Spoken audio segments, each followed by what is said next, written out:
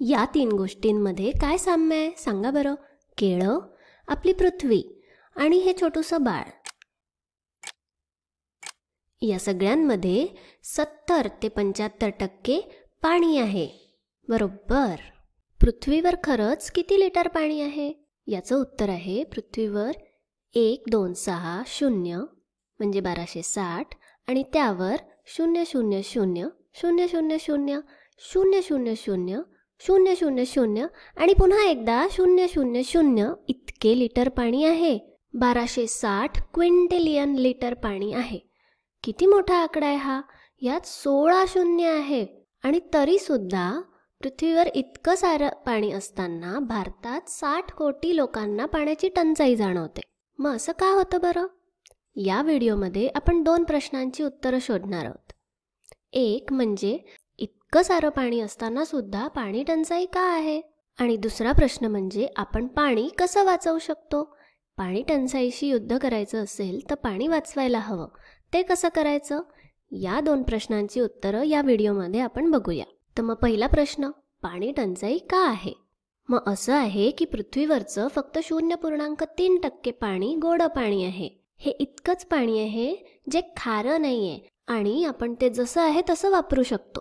हे पाणी पिण्यासाठी, स्वयंपाकासाठी, काहीही धुण्यासाठी, शेतीसाठी आणि इतर कुठल्याही कामांसाठी वापरलं जातं. आणि हे पाणी तलावांमध्ये, नद्यांमध्ये वगैरे सापडतं. मग आता उरलेलं सगळं पाणी कुठे आहे? तर पहा, 2.7% पाणी हे भूजल आहे आणि हिमनगांमध्ये आहे. भूजल म्हणजे जमिनीखालचं पाणी किंवा ग्राउंड वॉटर हे खारं पाणी असतं. आणि हिमनग ते तर समुद्रातच असतात. ते समुद्राचं पाणी गोठल्यामुळे बनलेले असतात, त्यामुळे ते सुद्धा खारेच असतात. आणि तसंही बर्फाच्या रूपात असल्यामुळे ते पाणी काही आपल्याला वापरता येतच नाही. आणि मग उरलेलं 97% पाणी हे समुद्रांमध्ये आणि महासागरांमध्ये आहे. हे सुद्धा पाणी खारं असल्यामुळे सरळ वापरता येत नाही. मग आता आपल्या प्रश्नाचं उत्तर आपल्याला मिळालं, हो ना?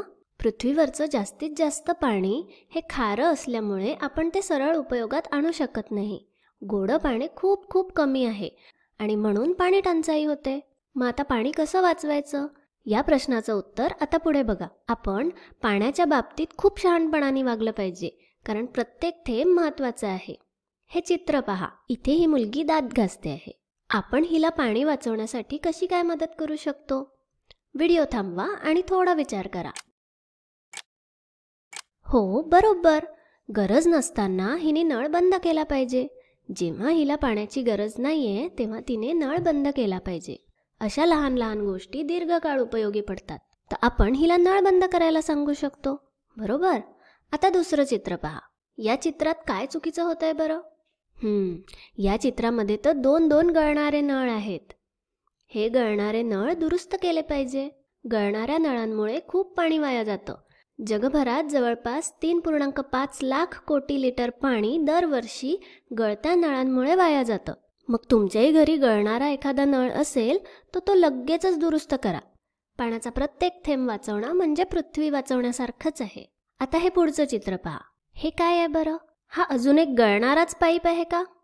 तर नाही, ही एक सिंचन पद्धत आहे ज्याला ठिबक सिंचन म्हणतात. या पद्धतीने सिंचन करताना पाईपमध्ये लहान छिद्र करतात, ज्यातून थेंब थेंब पाणी हळूहळू बाहेर पडत जातं. झाडांना थेंब थेंब पाणी पुरवलं जातं. ठिबक सिंचनामुळे पाणी वाचतं, शेतकऱ्यांचा वेळही वाचतो. ही पद्धत फळं आणि भाज्यांसाठी वापरली जाते. म्हणजे मग ठिबक सिंचन केल्याने पाणी वाचू शकतं. त्यानंतर आहे छतावरचं पावसाचं पाणी साठवणे, म्हणजे रूफटॉप रेन वॉटर हार्वेस्टिंग. पावसाळ्यात छपरावर पडणाऱ्या पावसाचं पाणी हे सहसा वाहून जातं. पण हे वाहून जाणारं पाणी आपल्याला साठवून ठेवता येईल का? कारण हे पाणी जर तसंच वाहून गेलं तर त्यामुळे मातीची धूप होते आणि पाण्याचाही अपव्यय होतो. या पाण्याला अशा प्रकारे एकत्र केलं आणि नंतर टाकीत साठवलं तर हे पाणी आपल्याला इतर वेळी वापरता येऊ शकतं. टाकीतच न सोडता हे पाणी विहिरीत सुद्धा सोडलं जाऊ शकतं. किंवा हे पाणी साठवण्यासाठी एक प्रकारचा विशिष्ट खड्डा करतात आणि मग हे पाणी त्या खड्ड्यात सोडलं जातं. असं केल्याने भूजलाची पातळी सुद्धा नियंत्रित होते किंवा वाढते. हे साठवलेलं पावसाचं पाणी झाडांसाठी किंवा इतर स्वच्छतेसाठी सुद्धा वापरलं जाऊ शकतं. तर छतावरचं पावसाचं पाणी साठवणे हा पाणी वाचवण्याचा अजून एक मार्ग आहे.